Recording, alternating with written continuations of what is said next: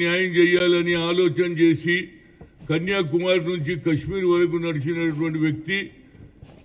ఇదే సమయంలో మన్మోహన్ సింగ్ గారు 10 సంవత్సరాలు అంతకుముందు పివి నరసింహారావు గారి క్యాబినెట్లో ఫైనాన్స్ మినిస్టర్గా ఉండి ఆయన తర్వాత మళ్ళా డాక్టర్ మన్మోహన్ సింగ్ దేశానికి ప్రధానమంత్రి కావడం, ముఖ్యంగా ఆర్థిక వ్యవస్థను యావత్ ప్రపంచంలో వారితో సమానంగా లిబరలైజేషన్ ఎకనామిక్స్ చేసిన తర్వాత ఫైనాన్స్ యావత్ ప్రపంచంలోనే పేరు తెచ్చుకున్నటువంటి వ్యక్తి. ముఖ్యంగా ఆయన ఆలోచన నిజంగా పార్లమెంట్లో మాట్లాడినా బయట మాట్లాడినా అపోజిషన్ కూడా గౌరవించే వ్యక్తి. ఆయన ఎన్నడూ కూడా సీరియస్గా కానీ ఒకరిని ఏదన్నా ఒక మాట అన్నాడు కానీ తెలియదు. అదేవిధంగా సోనియా గాంధీ గారికి 2 సార్లు అవకాశం వచ్చినా ఈ దేశ ప్రధానమంత్రి కావాలన్నా ఆమె లేదు, నేను ఉండను, ఒక ఆర్థికవేత్త, బడుగు బలైన వర్గాల గురించి ఆలోచన చేసే వ్యక్తినే నేను 2 పర్యాయాలు ఆయనను ప్రధానమంత్రి చేశారు. దానివల్లనే ఈ దేశంలో అభివృద్ధి జరుగుతుందంటే అది ఆయన ఆలోచన. గతంలో పివి గారు లిబరలైజేషన్ చేయడం, ఆయనతో పాటు ఆర్థికవేత్త అయినటువంటి మన్మోహన్ సింగ్ తన క్యాబినెట్లో తీసుకోవడం, ఆ తర్వాత ఆయన ప్రధానమంత్రి. ఈ సమయంలో యావత్ భారతదేశంలో ఎన్డీఏ ఏ విధంగానైతే పనిచేస్తుందో ఇండియా కూటమిని ఏకపరిచి బడుగు బలైన వర్గాలకు న్యాయం చేయాలని ఆలోచన చేసే సమయంలో ఆయన పోవడము కాంగ్రెస్ పార్టీకి తీరని అన్యాయం జరిగింది. అన్యాయం అనగానే తీరని లోటు జరిగిందనేది నా ఉద్దేశం. ఏదైనా ఆయనతోటి నేను పనిచేసే అవకాశం వచ్చింది. ఓబీసీ ఎంపీస్ కన్వీనర్గా 2 సార్లు ప్రధానమంత్రిని కలిసి ఓబీసీ ఇష్యూలో దేశంలో ఉన్న అన్ని పొలిటికల్ పార్టీస్ మద్దతు ఇచ్చింది. అప్పుడు ఐఐఎంలో రిజర్వేషన్ కావాలని ఆలోచన చేసే సమయంలో supreme court quotation there is no reservation for OBC అని. అలాంటి సమయంలో నేను సోనియా గాంధీ దగ్గరికి పోయి, madam, talent is not anybody's property, talent has given to everybody. దేవుడు అనేటోడు అందరికీ అవకాశాలు ఇచ్చాడు, కానీ మాకు ఒక అవకాశం ఇవ్వాలి. సుప్రీంకోర్టు కొట్టేసినాక మా ఫ్యూచర్ ఏం కావాలంటే అడిగింది, ఏం చేయాలన్నారు.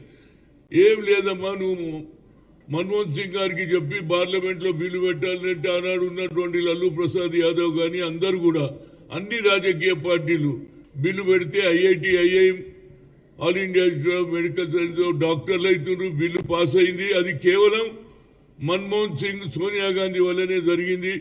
ఇవాళ ఎన్డీఏ ప్రభుత్వం 3వసారి వచ్చిన బడుగు బలైన వర్గాలకు న్యాయం జరుగుతలేదు. కేవలం యూపీఏ పీరియడ్లోనే జరిగింది, అది మన్మోహన్ సింగ్ పీరియడ్లోనే జరిగింది. నిజంగా నాకు చాలా బాధ ఉన్నది అలాంటి వ్యక్తి లేకపోవడం. ఆయనతో పాటు నాకు 2008లో మంత్రిలో క్యాబినెట్లో తీసుకోవాలని సోనియా గాంధీ చెప్పడం, ఆయన కూడా ఆలోచన చేసి నా పేరు ఇంక్లూడ్ చేశారు. కానీ వేరియస్ పరిస్థితుల్లో నాకు అన్యాయం జరిగింది. అయినా పర్వాలే, కానీ మన్మోహన్ సింగ్ లాంటి వ్యక్తి చనిపోవడం నాకు చాలా బాధాకరం ఉంది. ఎందుకంటే ఆయన దేశంలో ఒక మంచి ఆలోచన కలిగిన వ్యక్తి. నేను అనుకుంటా ప్రధానమంత్రి ఉండి అదే మామూలు మనిషిలాగానే సామాన్య సిటిజన్గానే ఉన్నాడు, కానీ ఎప్పుడు ఆడంబరాలు చేయడమో లేకుంటే ఇవాళ రేపు ఏ ముఖ్యమంత్రి ఏ ప్రధానమంత్రి వచ్చినా వాళ్ళ ఆలోచనలు వేరు. ఇవాళ ఎన్డీఏ ప్రధానమంత్రి అయినటువంటి నరేంద్ర మోడీ ఒక్కసారి కూడా బీసీల గురించి ఆలోచన చేయలే ఈ 10 ఏళ్లలో. నేను ఆయనను కూడా కలిసిన 3 సార్లు. మా జనాభా ప్రాతిపదికంగా మాకు ఉన్న ఒక మినిస్ట్రీ, సెపరేట్ మినిస్ట్రీ చేయాలి. అగ్రికల్చర్ ఉంటుంది, అడవులలో ఉన్న పులుల లెక్క తెలుస్తుంది, కానీ మా లెక్క తెలియదని అన్న. ఆయన పట్టించుకోలే. అదే ఇవాళ రాహుల్ గాంధీ గారు మంచి కార్యక్రమం తీసుకున్నారు. దానికి నిన్న